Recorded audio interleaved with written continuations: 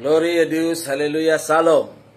Ya, hari ini saya ingin menjelaskan dari ada video yang dikirim kepada saya dengan judul yang diberikan jemaat gereja yang bingung dengan jawaban pendeta.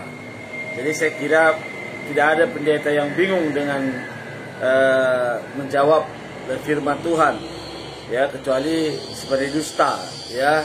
Baiklah, kita dengarkan, saudara, apa yang menjadi pertanyaan yang katanya itu. Jemaat gereja bertanya kepada pendeta, siapa nama Tuhan kita, Pak Pendeta? Yesus. Apakah Tuhan bisa mati, Pak Pendeta? Tidak. Siapa yang mati di tiang salib, Pak Pendeta? Yesus. Apakah Yesus Ya, jadi pertama saya bagi ada dua bagian ini pertanyaannya ini. Pertama, siapa yang mati di atas kayu salib? Dijawab Yesus. Apakah Tuhan bisa mati? Dijawab tidak. Ya, jadi saya ingin jelaskan di sini bahwa Tuhan itu tidak pernah mati, tidak pernah mati. Lalu Yesus siapa? Kan Tuhan, ya. Tapi kita harus ketahui dan sadari bahwa Yesus itu juga adalah manusia. Manusia yang lahir dari rahim Maria. Jadi kita tahu sama-sama bahwa Roh Kudus itu, ya, menjelma di dalam rahim Maria sehingga ia mengalami proses kelahiran seperti manusia. Ya, sama seperti manusia. Bedanya bahwa Yesus itu, ya, dia ada di rahim Maria bukan karena hawa nafsu laki-laki, tidak, ya, bukan karena nafsu laki-laki, tapi memang Roh Kudus yang menjelma di dalam rahim Maria sehingga Yesus itu lahir sama seperti manusia biasa. Jadi kita harus ketahui bahwa Yesus itu adalah manusia.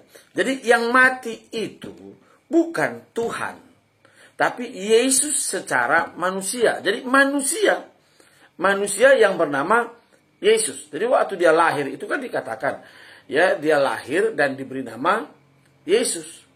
Jadi yang disalibkan adalah Yesus sebagai manusia, ya, bukan Tuhan, tapi Yesus sebagai manusia.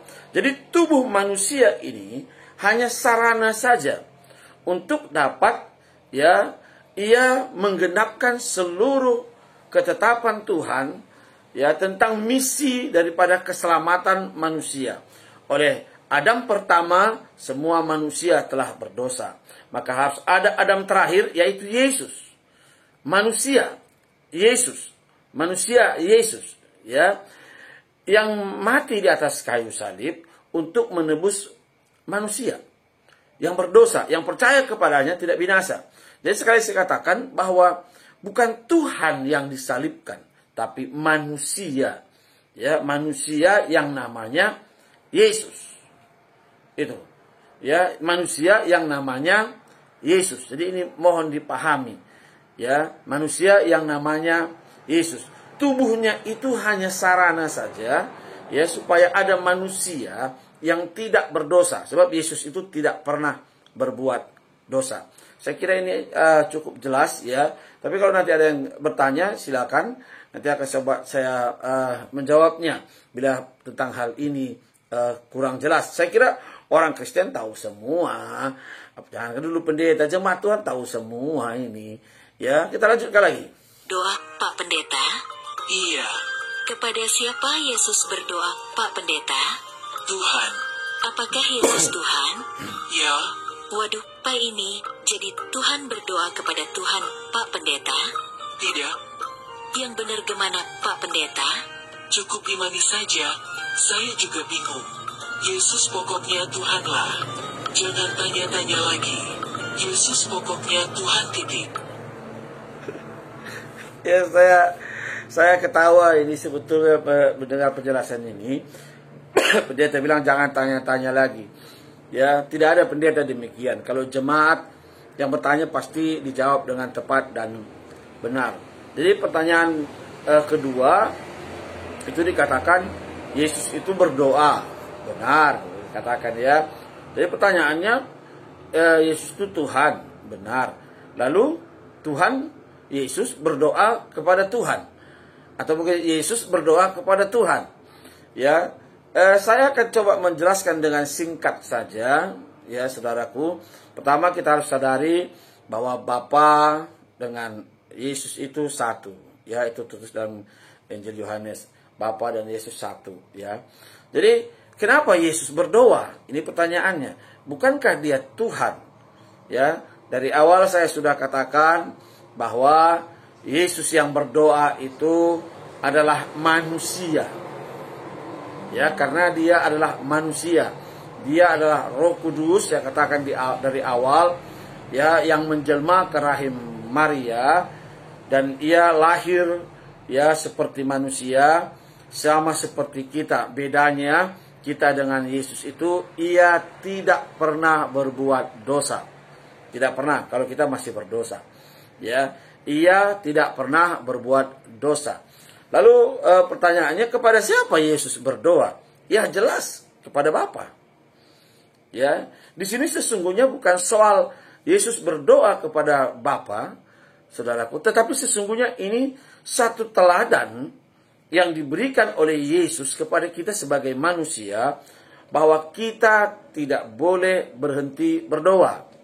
Kita harus terus berdoa. Kita terus menjalin hubungan dengan Tuhan lewat doa, berkomunikasi dengan Tuhan, saudaraku, lewat doa.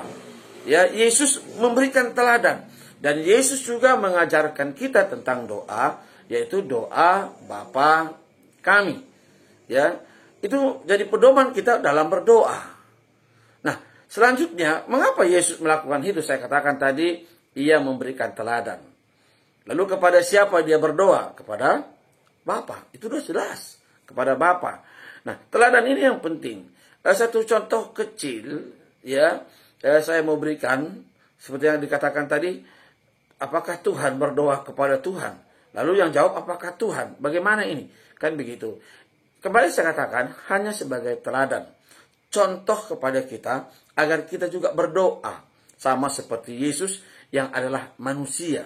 Di situ dia belum menyatakan dirinya ya sebagai Tuhan, atau Tuhan yang saudaraku ada di sorga, tapi keberadaannya di bumi sebagai manusia sama seperti dengan kita.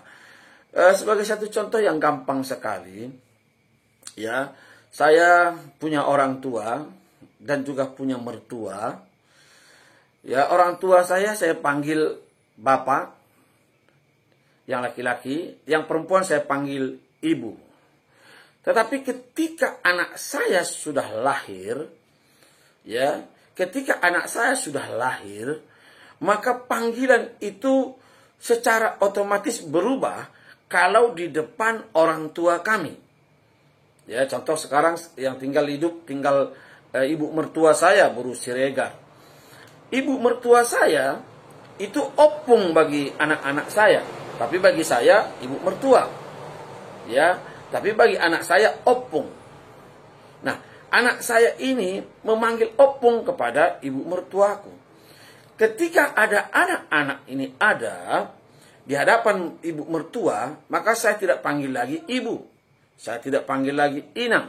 Tapi saya panggil opung.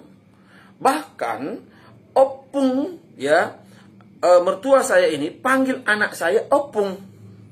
Dia panggil Pung. Anak saya pun karena melihat saya memanggil opung, maka dia pun panggil kepada mertua saya itu opung. Si opung yang saya sebutkan mertua saya manggil cucunya itu pun opung, pung.